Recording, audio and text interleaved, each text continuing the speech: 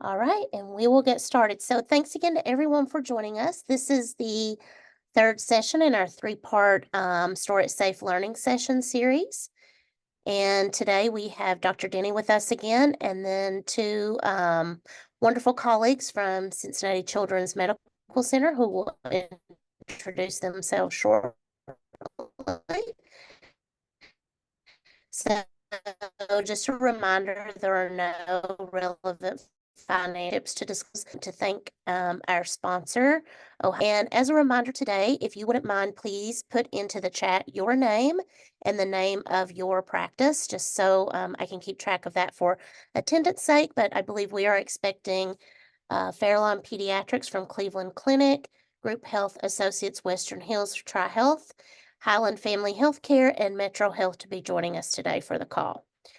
Today we have a short agenda, but a really interesting and in-depth one. So we're going to talk a bit more about lethal means restriction discussion basics. And then we have a really cool virtual reality platform that we're going to use for some training. Just to remind you of the objectives, you're going to learn how to identify and practice skills related to screening on firearms, learn and implement skills to have lethal means restriction discussions during well visits, and apply the knowledge gained in communication with patients and families regarding safe storage options and the importance of barrier methods. And with that, I will turn it over to Dr. Denny.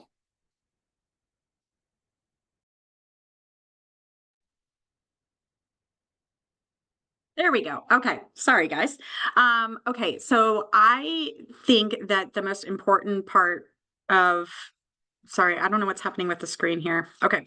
Thank you. The most important part of this presentation is what the Cincinnati team has. So I'm going to move through my section very quickly, because some of it is review from what we've talked about before, but talking about lethal means restriction is as important as talking about car seat safety in our younger kids.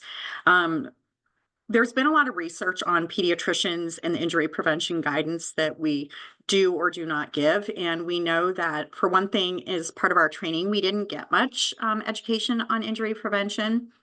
We also know that we don't have a lot of time to talk about injury prevention, and that we tend to talk about injury prevention in terms of things we're more comfortable talking about. So maybe like safe sleep and car seats is something you're really comfortable talking about. So that's something you do and you incorporate into your well child visits. When we think about our adolescents, and the way I focus my injury prevention at any age well child visit is like, what is going to seriously hurt or kill this child? And that's what we need to talk about today. And so for our adolescents, we need to be talking about safety. And just as we've been a trusted partner in taking care of these kids when they're little, like the same thing applies. And so incorporating this safety into our general safety discussion is really helpful. So I personally talk about wearing seatbelts in the car, distracted driving in my drivers, swimming, and lethal means. So rolling this into that same safety discussion that you've been having with these families since their child was a newborn is a really good way to kind of enter the conversation. It doesn't make it seem like you're coming out of the blue talking about guns. You're just like as part of your normal safety conversation. So, here's some discussion or some like an example of how you could potentially frame it, about how we used to keep Johnny safe when he was younger, and how the risks have changed. And now we're going to continue to focus on his health and safety. These are the issues that we're talking about today. And so we're not just talking about restriction of access of lethal means related to firearms, but we're talking about medications. We're talking about alcohol. Many families don't realize the fact that Tylenol is a deadly medication. So having those conversations can be really helpful. Next slide. So asking a little bit differently. Next slide. Okay. So, and I think we talked about this during the first learning session. Are lethal means, including firearms, prescription, and over-the-counter drugs and alcohol, secure? Next slide. You can ask something like, if there are lethal means in their home, are they kept locked and away from youth? So we talked about this the first week. What's secure for you and what's secure for me are not the same. So I think I shared the story of the family who came home and their son had the gun at the kitchen table. And they thought it was secure because they had a gun safe, but he had the combination of the gun safe. So that's not really secure. So locked and away from youth, being very specific in what you mean, will help kind of open up this conversation and generate more conversation around what does it really mean to be secure? What does it mean to be safe and away from a teen? Next slide. Next slide. So of course, we want to explain a bit about the why, like why are we talking about this? We know that the frontal lobe is still developing in teenagers, and so they can be impulsive, which is why that storage is so critical. We talked about that short time between a decision to take one's life and then the actual attempt, and really why that barrier is so critically important. Next slide. Next slide. So around the emotional situations, I think it's important to remember that, what we might consider to be pretty minimal or like a minor incident could be, life changing or perceptibly life changing to that teen. There's been several stories in the media around different high school age teenagers who have taken their life because of some extortion from sexting and pictures. And you hear this story and you're just like, oh my God, like, that is something that we can work together and we can fix, but like it was so catastrophic to this person. And I've read multiple instances of this, and then they take their own lives because to them it was just like the end of the world as they know it. And that kind of is the third bullet point: risky behaviors and reacting to seemingly small stressors. Next slide. Okay. And this is also what we've talked about is we're not just talking about youth who have a history of depression, a history of anxiety, a history of suicide attempt. All youth are at risk. And so we need to make sure that we're having these discussions around lethal means access at any type of adolescent visit. And then, well, I should say not at any type, but at preventative visits as well as screening appropriately. Next slide. And we've talked about what a great difference and what an impact barriers can make. Next slide. Okay, so we've talked about this. It's in the flow sheet. It's kind of part of the things that we're measuring with the implementation of this into your practice, whether the child has mental health concerns or not.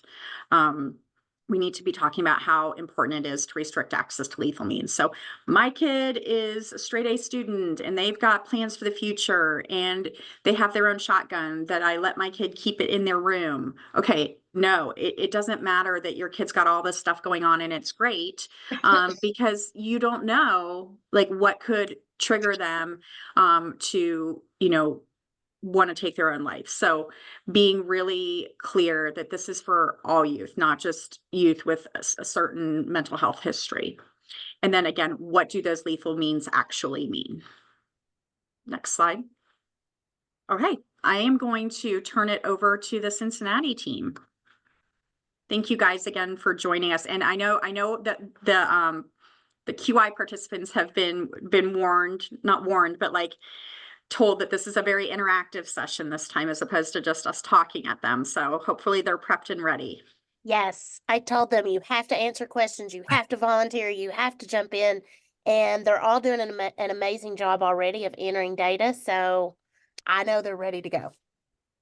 That sounds great. Well, we appreciate that. Yeah, we'll do a bit of simulation during the session today. And remember, simulation is a safe space. This is all about practice. So we're excited to be here today. So I'll just introduce myself briefly. So my name is Joe Reel. I'm a general pediatrician at Cincinnati Children's. I work at PPC, the Pediatric Primary Care Center.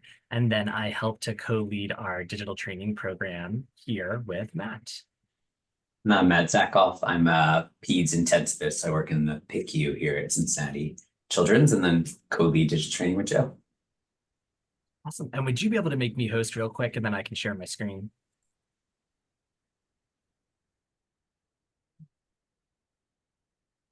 I thought that I did make you host. Oh, Haley, actually, it lists you as host. Could you make Dr. Real host, please? Yeah, give me just 1 second. That's weird, but I should be able to do that. Thank you. I don't know why I did that.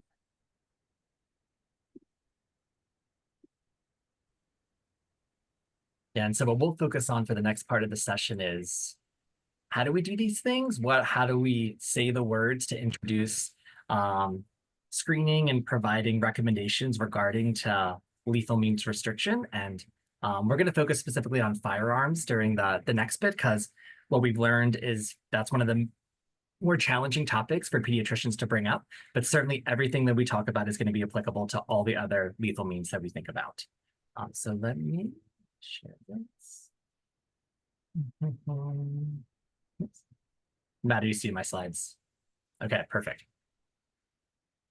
All right, so I will say that the curriculum you're going to experience was certainly a team effort. So we collaborated with clinicians at the MGH Center for Gun Violence Prevention, as well as members of the New England Journal of Medicine to kind of put this together. And we'll talk a little bit more at the end, an opportunity for you to get some individual training if that is of interest. So a few considerations before we get started. So we do want to take a moment to just acknowledge that discussions around firearms and violence prevention can be deeply personal. Like I mentioned, this is a zero judgment zone. This is simulation. So it's all about being safe and having the opportunity to practice. Everyone brings their own experiences to this issue, and our efforts here are not about gun control, but rather to educate pediatric physicians and clinicians on firearm safety as our long-term goal of decreasing morbidity and mortality related to lethal means, including firearms. So we're going to focus on two buckets of skills today. On the left are going to be kind of our reach skills. These are our strategies for introducing the topic and providing families with some pragmatic advice around secure storage. And then we're going to talk about motivational interviewing skills, which are ways that we can navigate discussions and build rapport with families. So we'll go through a few skills, and then we're going to stop intermittently so we can practice some of these skills with our virtual patients. So let's just start with introducing the topic. So our first skill is something called a contextual announcement. And this is a similar approach to what Sarah had discussed when she brings up lethal means restriction. And that is just embedding the topic of firearm safety or lethal means restriction within your normal anticipatory guidance.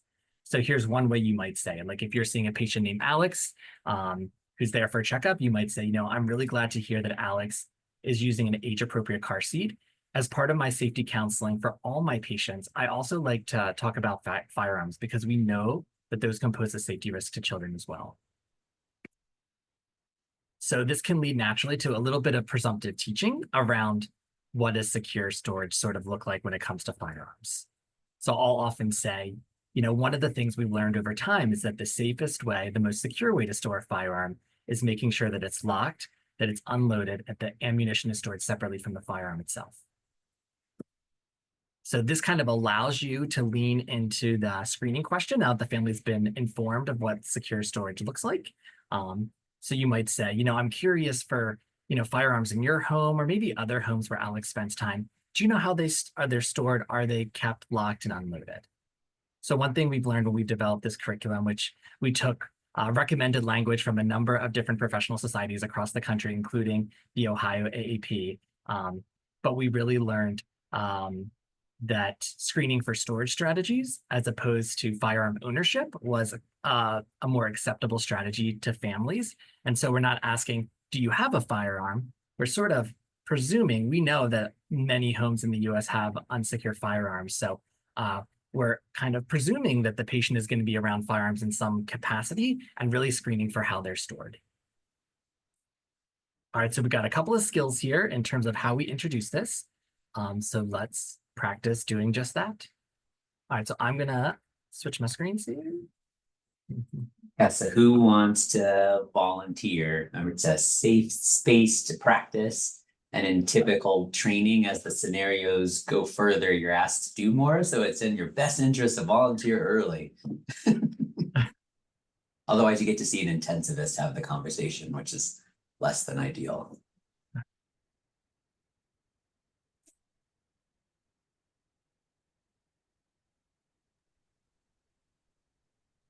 I'll go first. All right, that sounds good. Thank you so much, Kyle. So Kyle will participate in our simulation, but everyone else on the call, I want you to kind of think about those behaviors we just chatted about so that we can give Kyle some feedback when we're all done.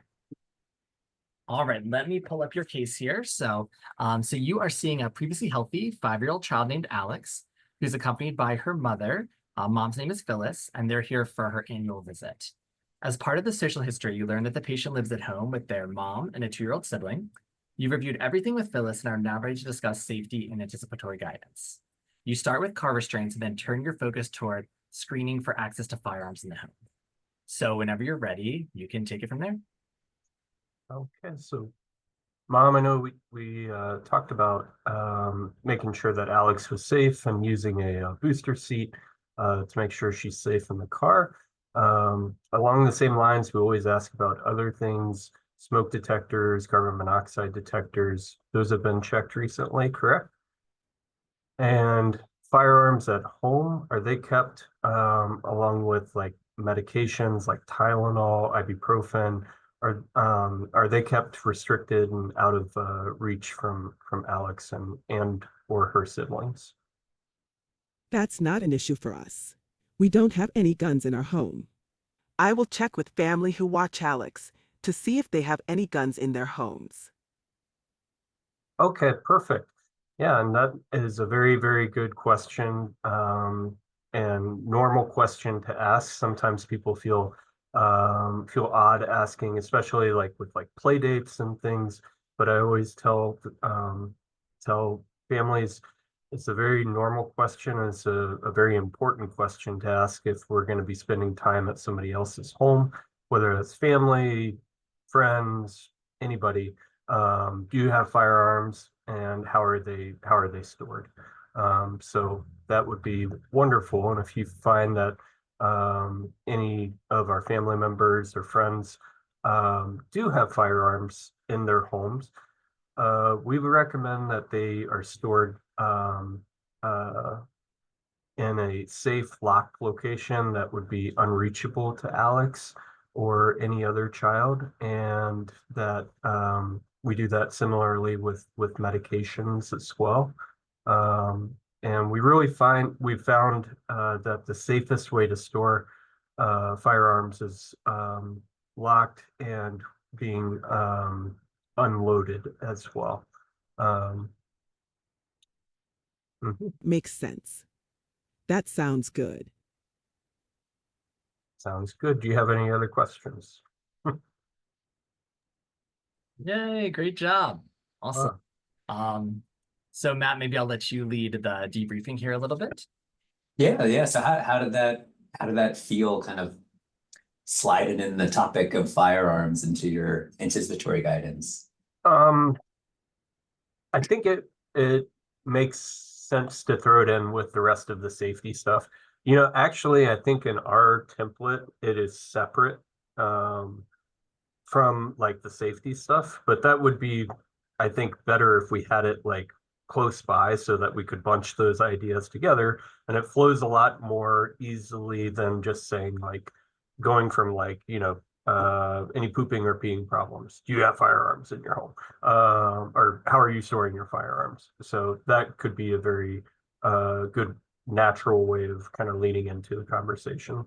So that's definitely something I'm picking up from today, is to try and bunch that with other safety measures, car seat, carbon monoxide detectors, things like that. Yeah, right. It anchors that patient family in a certain frame of reference, right? We're in the space of talking about how to keep Alex safe, and we've already talked about a couple of things, and then here comes firearms, right? I think the one thing that can sometimes be helpful, depending on how up to date everyone is on things, is if you can also provide a little context of why firearms are coming up. Not necessarily to do all the time, but if people kind of look at you funny and why are we talking about this? A lot of people aren't aware, and when we do these sessions with people, we say it's the leading cause of death in kids, right? People are like, oh, really? And then it kind of changes that context of, okay, that makes sense why we're talking about it. And so it's okay to kind of drop that knowledge on folks if they're kind of either bristled or confused as to why it might come up. Like car seats make sense, helmets make sense. It didn't years ago when it started, but firearms were kind of creating that knowledge in the general community. So cool. Other thoughts, perspectives of folks who are listening, things that Kyle did well that people want to point out? thought it was great. One, how you rolled it in with the smoke detectors, but also when the mom responded, well, we don't have guns, you still took it one step further because we know that Alex is probably spending time in a home where there are guns. So kind of reinforcing that message about the importance of asking and then what does safe storage mean. So I thought you did a great job. Thanks. And that's like, as a parent, I think a very, very awkward conversation. That like, I mean, in clinic, I can say like, you should be asking other people that. But now that my kids are like having play dates and things, it does feel weird to ask. And most of the time I feel like the parents have been pretty open and that, but yeah, you just never know how someone's going to react to that question, but it's an important one to ask. And we have neighbors um, that we're very close with, and one of them is a teacher, and he keeps a firearm in his truck, which we found out after our sons have played in the truck before, and uh, he he did not have the firearm in the truck at that time, but he had shared later that he brings it, when he goes to work, and we were like, holy like you were the last person on earth I would have thought would be keeping a firearm in the truck. So it's just very surprising, and yeah, just can happen. Yeah. Other thoughts, perspectives from other folks on the call, things you noticed or liked, or have thoughts on how to tackle it when trying to have these conversations yourselves?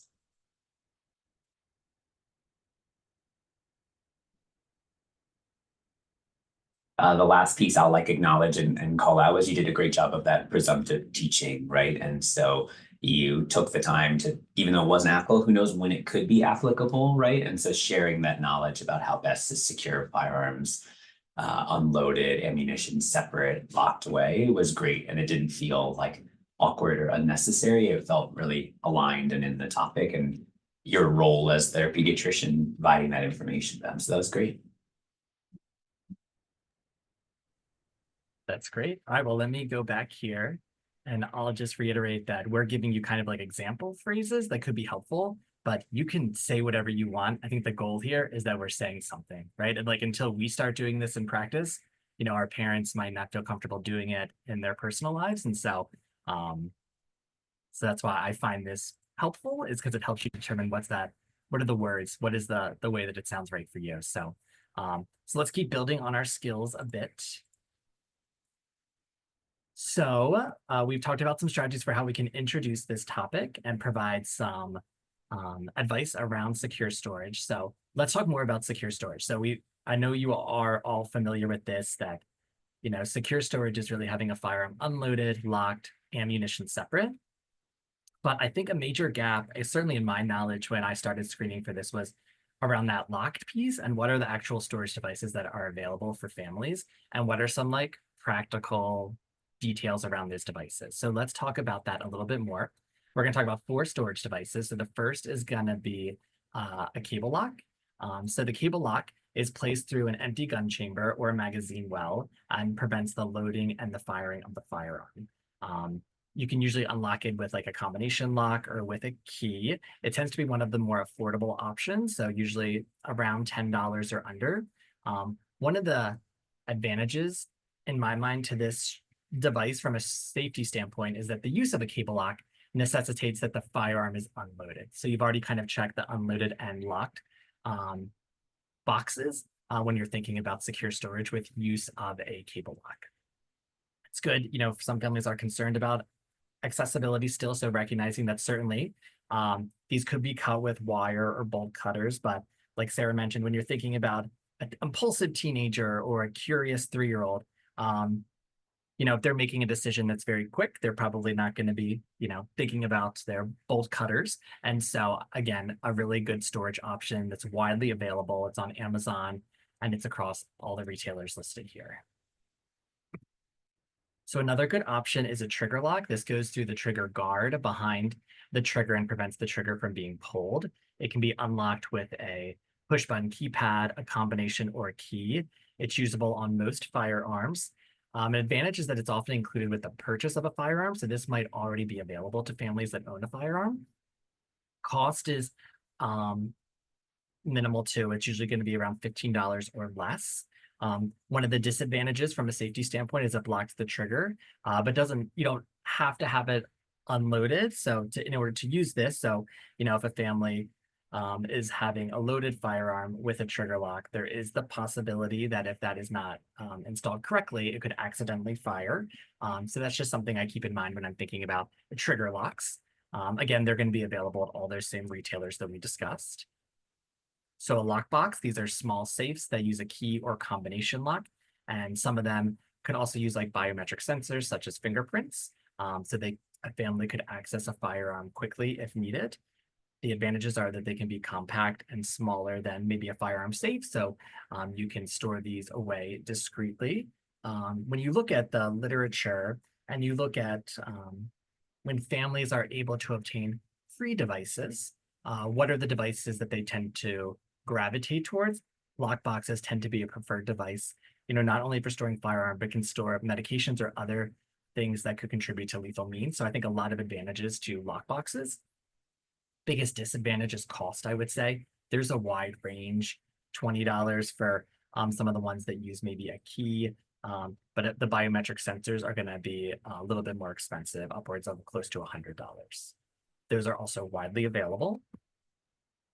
The last device we want to talk about is a firearm safe. So this is a good option for families, especially if there are multiple firearms in the home, including long guns. Of course, this can be difficult to store discreetly, so other family members may be aware of where the firearm safe is located. So as Sarah mentioned, making sure that the key is inaccessible to children or individuals at risk in the home would be really critical with use of this device. I think one of the biggest barriers is really the expense. And so these can go anywhere from like $400, $500 all the way up to like $2,500 based on how advanced the technology is in terms of securing, but is a good option, especially in settings where there are multiple guns, and it's also widely available. So just to summarize some of these strategies in terms of storage, cable locks, affordable. For our standpoint, there's the added advantage that you already know the firearm has to be unloaded, which is kind of nice. There are trigger locks, which are often accessible because they come with the purchase of a firearm. Lock boxes are a preferred strategy, so something that a lot of families gravitate towards. The one thing I want to note is that harm reduction may be required when we're providing guidance on firearm safety, right? So for some families, despite us knowing that you can still access a firearm if needed quickly with any of these devices, families might have a strong preference or might put value in having that firearm loaded. So if that's the case, it's always important to let families know that the most secure way to store a firearm is locked, unloaded, ammunition separate, right? That's ideal. But if a family is letting you know that they are going to have that firearm loaded, then it's good to partner with them in thinking about what is the safest way to store a loaded firearm, right? So giving them advice around a cable lock, you could certainly present that option, but it might not be as actionable. So in that case, something like a lockbox might be a safer way to store a loaded firearm. It's the same thing we do when we know co-sleeping is occurring and we're thinking about harm reduction. What's the safest way to do co-sleeping, even though it is not something that we would ever recommend. So it's those same principles, just to make sure that we're providing advice to families. We're not being, too tone deaf to maybe their values when it comes to this discussion. So speaking of that, in general, my experience has been that families are very open to talking about firearms, and they recognize that firearms are a frequent cause of death in children. They live in the United States. They see the news. This is not oftentimes new information for the family. But let's talk about a couple motivational interviewing skills that could be helpful with navigating these conversations to help with that collaborative decision making. So we're going to focus on 3 skills today. The first is asking permission, and that's just what it sounds like, asking permission to provide information.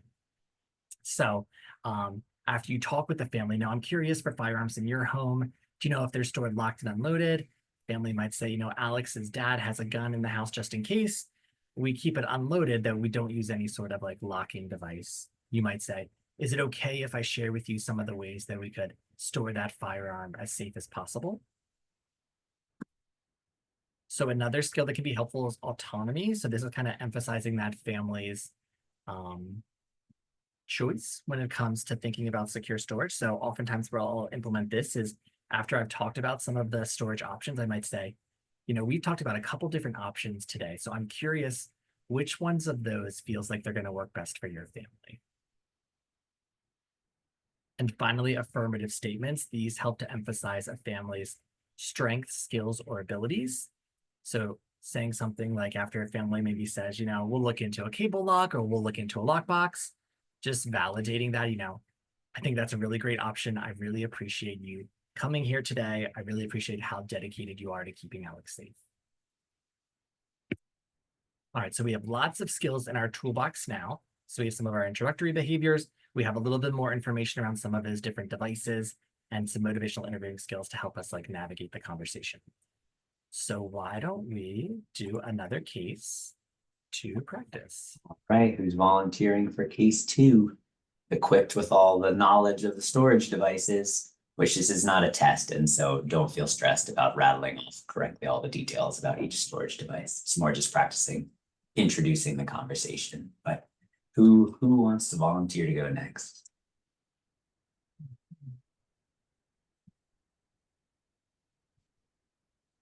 I recognize some names on here, so I can call on people, but I try to avoid it. There it is. You were gonna call out me, weren't you? Yes, it was. Yeah. I'll volunteer. Yeah, Perfect. there we go. All right, so you're going to be seeing our next patient. So let me give you some background and then you can go ahead and chat with Dad. So Okay. you're seeing a previously healthy 5-year-old child named Alex, who's accompanied by his father, Phil. Alex is here for their annual visit. As part of the social history, learn the patient lives at home with their 2 dads and a 2-year-old sibling. You've reviewed everything with Phil and are now ready to discuss safety and anticipatory guidance. You start with car restraints and then turn your focus towards screening for access to firearms in the home. So whenever you're ready, you can take it from there. Okay. So it's great that you guys are using the right booster seat. The other thing I like to talk about is if there are any firearms in the home, how you guys are storing those. Do you have any firearms in the home and how are you storing them? Yes, but we keep it loaded. I bought it to make sure our house was safe in the event of a break-in. We had one of those a few years back, and I felt helpless. It was scary, and I never want to feel that way again. But we feel confident Alex doesn't know where the gun is. Gosh, that is so scary, and I'm sorry that you guys went through that. It makes a lot of sense to me why you'd want to keep your home safe and why you invested in the firearm. I will say we do know that that injuries from guns are actually the top cause of death in children at this time, unfortunately. So making sure that you are storing that correctly is really important to keep both of your kids safe. So there are a lot of different options, and ideally we know the safest way to store your firearm is actually with it unloaded. But depending on the different options you look into, there are some where you could still access the firearm fairly quickly if needed. Is it okay if I go through those different options with you? Sure. So, so one option is a cable lock, and those are fairly inexpensive.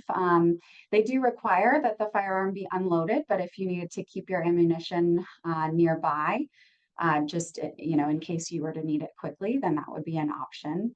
Another one would be a trigger lock, which often comes with the gun, but again, you'd want to make sure that you have the ammunition out of that gun.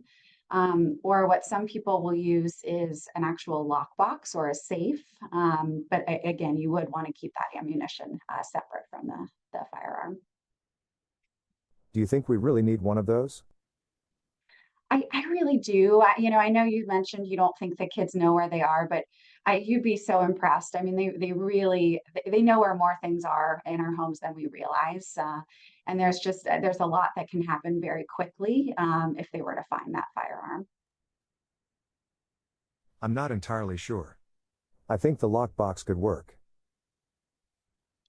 Which part is giving you the hesitation? I don't know. That's fair. If you're interested in the lockbox, I think that is a great option. And like I mentioned, there are some where you would be able to access it very quickly if needed still. Where do you get a lockbox? We actually have some through a program called Store It Safe. If you'd like one, I can show you it and show you how to use it. You're right. I want to keep Alex as safe as possible. Thank you for sharing. This was very helpful. Great, thanks. Great job. Yay, great job. So how'd that feel? It felt okay. I think he was probably a little easier on me than someone who really wanted to, keep their ammunition in the gun. Because I do think that is a really common thing of like the point of having the gun is so that I can use it very quickly. But luckily, Cincinnati has that law, so sometimes I can fall back on that. Like it's a Cincinnati law actually, and that kind of normalizes it a little bit more. But I know that might not be an option for some of the other folks on this call.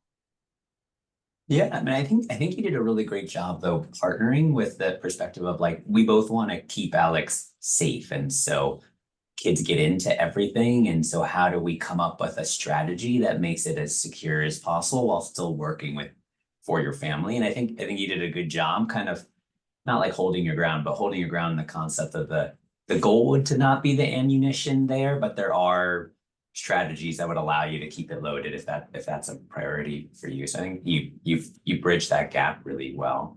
Other thoughts, perspectives, feedback from the rest of the group?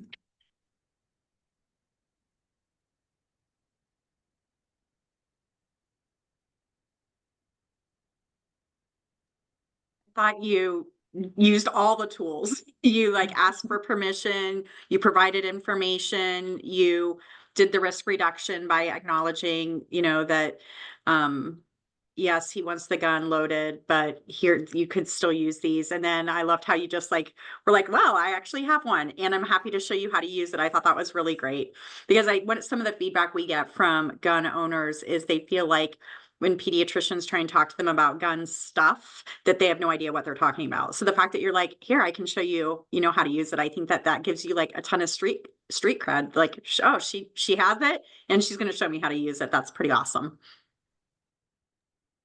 I really liked how you validated the scariness of the break-in, and really, highlighted that there's fear there. Like it's not something, a political thing or this is my right. It's that this family really is experiencing fear, which I do think is the case many of the times. And acknowledging that I think was really powerful, and you did that really well.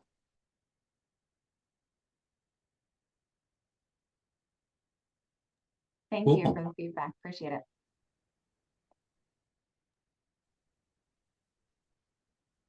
All right, well, maybe I'll keep going so that we'll have some time for questions at the end. We just have a little bit more to go. So let me pull up my slides again.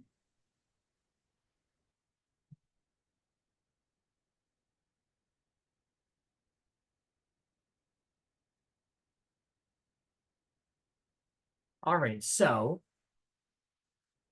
for these first few cases, we've really focused on thinking about screening and providing advice in the setting of like routine well childcare. But let's talk a little bit more about how we could use these same skills in other settings. So certainly I think for our younger children, we think about those, accidental injuries from firearms or other lethal means.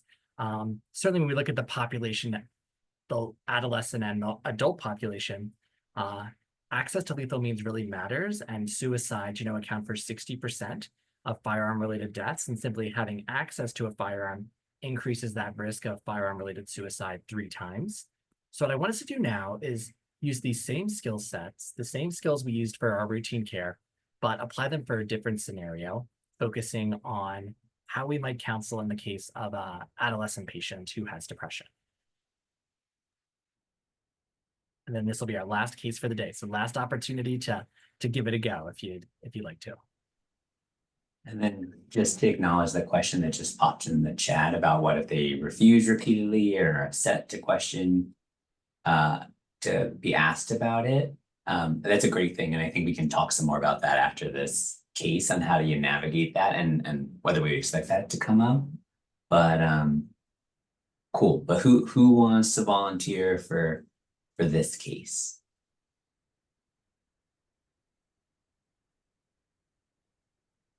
And I'm known for waiting out my learners in silence, and we have plenty of time, so we'll wait it out.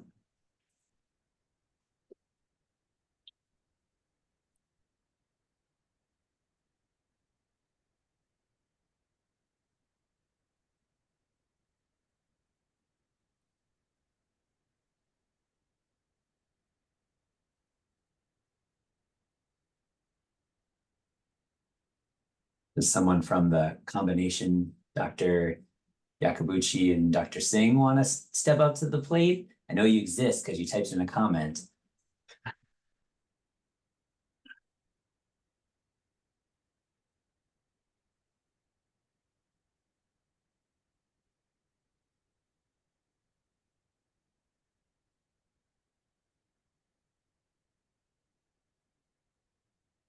Mute has gone away.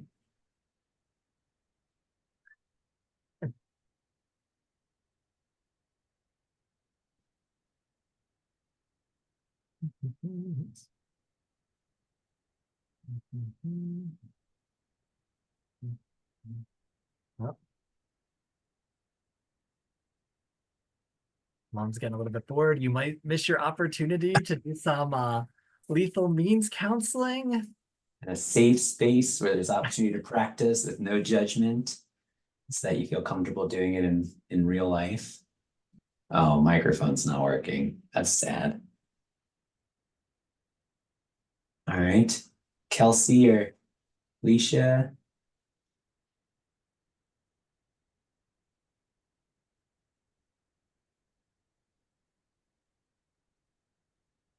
Peggy.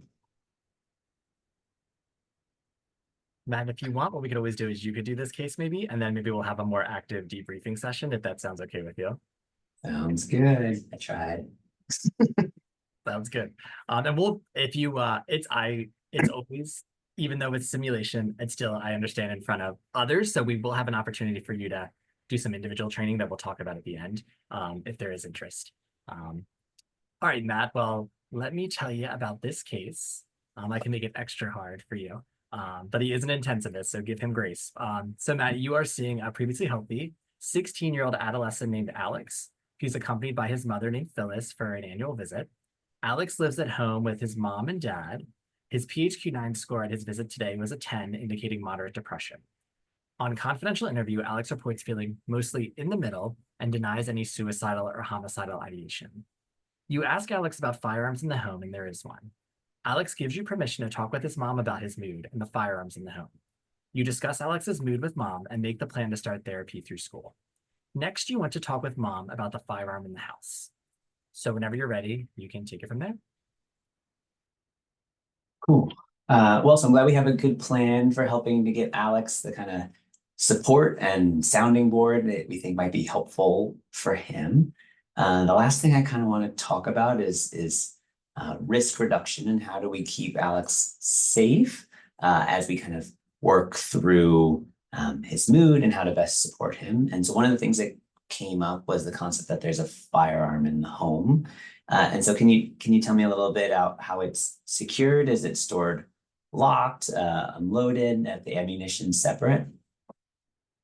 Yes, but we keep it unlocked. I grew up with guns in the home. It's what I know. I am familiar with them and appreciate having the freedom to own one if I choose.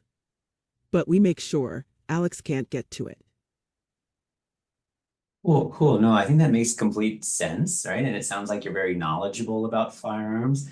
The one thing that I'm a little bit nervous about is given what we've learned about kind of Alex's mood and his age group of being something that split decisions can happen, that there's a risk of an accident happening that we wouldn't be able to come back from. And so would it be all right if we talked a little bit about some of the different options for storing the firearm a little bit more securely, just to create another layer of protection in case it should come up?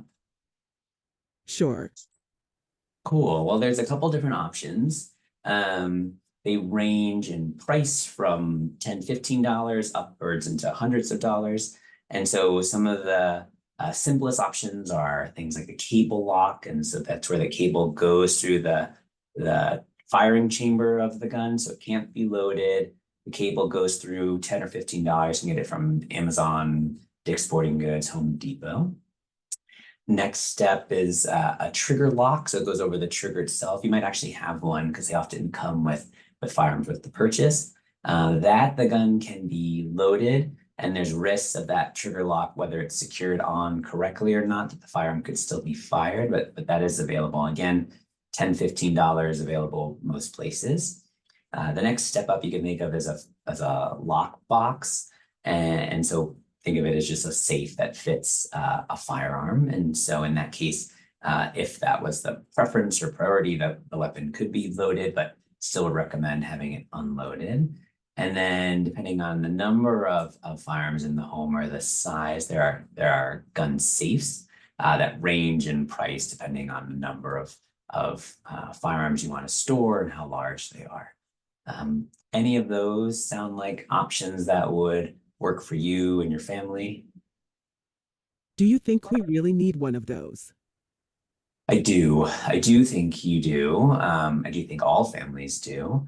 And especially in the case right now where we're trying to think of what is the ways we can create this safety net around Alex to support him and to keep him safe and put barriers in place should he find himself in a moment where he wants to make impulsive decisions. These are simple, low stakes steps that can be done that can have a major impact and prevent an accident from happening that we wouldn't be able to recover from. That makes sense. I think the cable lock could work. Awesome. Awesome. Well, we have some of them in clinic. I'm happy to grab one and show you how it works. Anything else I can be helpful with today? You know, Alex stays with my sister a lot, so I am going to talk to her about this too. That's a great idea. That's a great idea. And thinking about friends' houses that he goes to often or other places where he hangs out, asking these types of questions, and hopefully some of the language we use today to talk about it here. But I'm happy to talk about strategies and how to bring this up with families or friends if that's helpful. Thank you for sharing. I appreciate the information.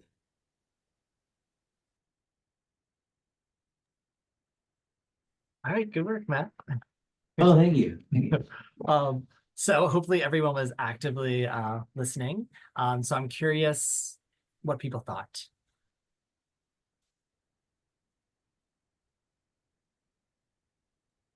I think the mom came on pretty strong with her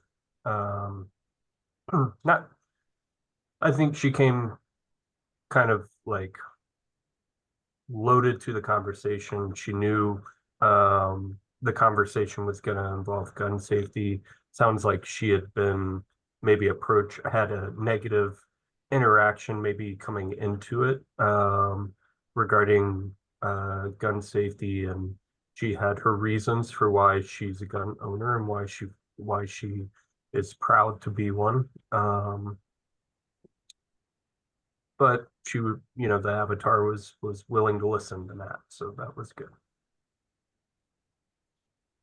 Yeah, I think she said something like, I grew up with guns, I'm familiar with them and appreciate the right to own a gun. And so the purpose of that, you don't want to get into a debate with a family whether or not, they should own a gun or not, right? So it's really about the secure storage. So I think that a nice way you kind of bridge that was that asking permission piece.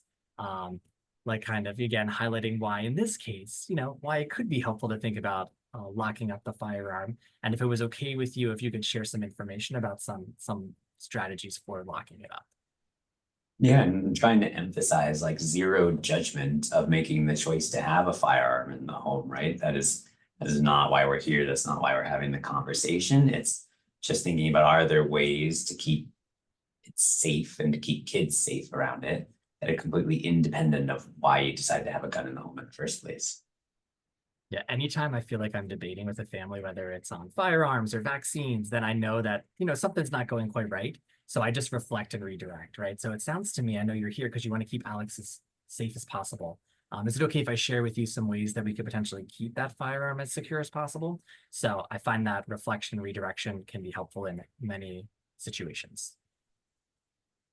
I think that's such a good point. Like she did kind of come at it really strong, and it would be easy to fall into a trap where she's defensive, so then you get defensive, and then that's like just not very effective. So I thought the complete redirection about like acknowledging that she's an expert with firearms, or she considers herself to be one, and then just moving on. It was a great example. What else? What do other people like about Matt's approach? What might people do differently?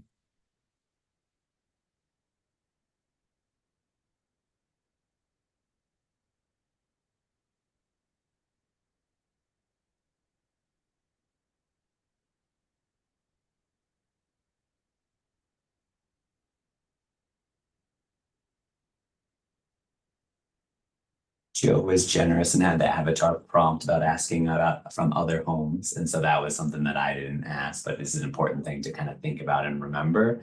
But then also just having grace with yourselves. It's a lot of things to cover and focus on and wins. And so kind of belaboring a point might not make sense in the first encounter, but might be something to kind of make a mental note on to bring up in a future counter or to have in additional materials that you share afterwards. And so it's okay to not necessarily hit everything every single time, but if you made some progress, like take the win and go from there. But Joe appropriately wanted us to show kind of asking about those buckets and talking about those things.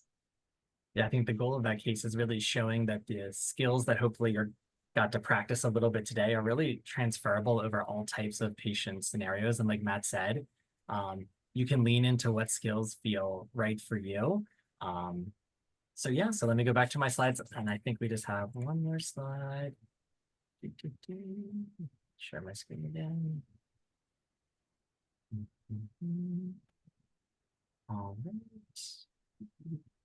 Okay, so here's just again a review of kind of all the skills, kind of a little bit of a communication toolbox we're hoping you walk away with today, which will give you some of the words in order to have these conversations. But also I have found, and it's been reported in the literature, that using a framework like this can actually make these conversations more efficient as well, because I know there are just lots of things to talk about, but I think recognizing that any child we're seeing in clinic, the most likely thing to kill them on that day is a firearm, has sort of changed my perspective on why it's so important for me to really think about counseling on them. So we would love your feedback. We're always trying to improve these large group sessions, so feel free to scan this QR code to give us feedback. If you're interested in individual training, there's an option within that 2-question survey as well to just let us know. We're actually partnering with the New England Journal of Medicine, who's going to create a sort of an online platform for individuals to learn about firearm safety and also sign up for this training. So we're going to be piloting that approach over the next couple months. So we're definitely looking for volunteers to give us feedback, to help us train our facilitators.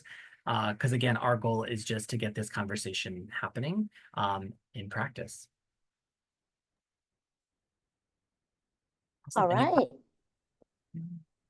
Thank you so much. And yes, we do have time for additional questions. They can be about the training today, any questions that you have about this, or if you have any other questions just about the project in a broader sense, please feel free to ask.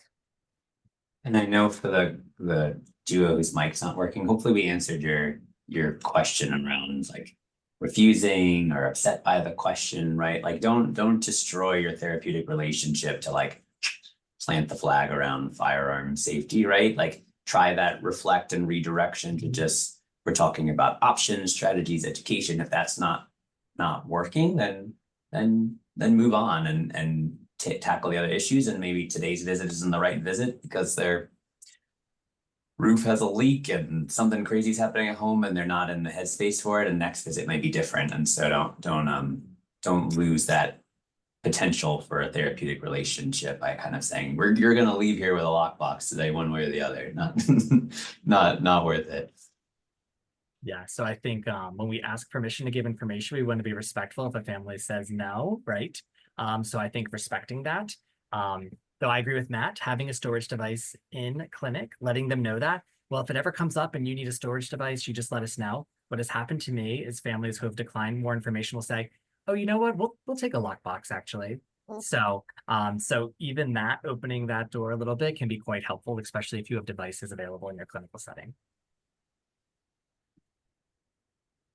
All right, then I can pop to your next slide here if it's helpful. Oh, perfect. Thank you. Yeah. Yeah, just a reminder coming up actually next week is our annual meeting. So if you have not registered, we would love to see you there. Keep in mind that annual meeting is free for Ohio AAP members. So again, you can register through the QR code, and I will make sure you all have the slides. And next slide.